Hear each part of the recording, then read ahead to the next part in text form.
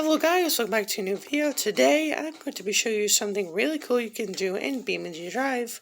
I'm also joined by the Pink Rose. Hello.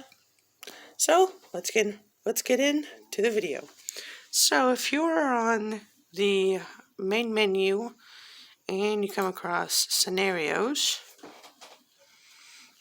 and then you go search our players and you see Demo Derby and has a 4.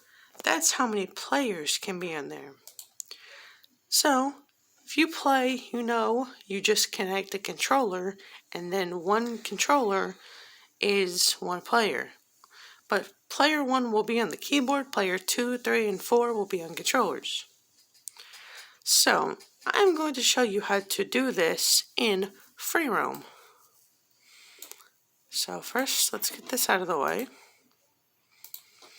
So we have my car, which is a custom sunburst I've been working on. And then we have the Pink Rose car, which is a police car. So, on your keyboard, press Escape, go to Options, go to Gameplay, Multi-Seat for the session. Most people don't see this. Select that. Now, you'll know you did it right if you see Player 1 and Player 2. We have an Xbox controller connected, just for proof. Turn this, and then the police car moves. And then my car, you turn the camera, please. My car turns if I floor it.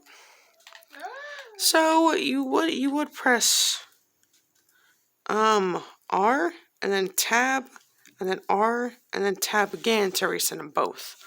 Or you could simply press Escape, Vehicles, and then reset all, and it'll reset them both. So that is how you do multiplayer on any map in BeamNG Drive. I hope you liked today's video, and I will see you next time.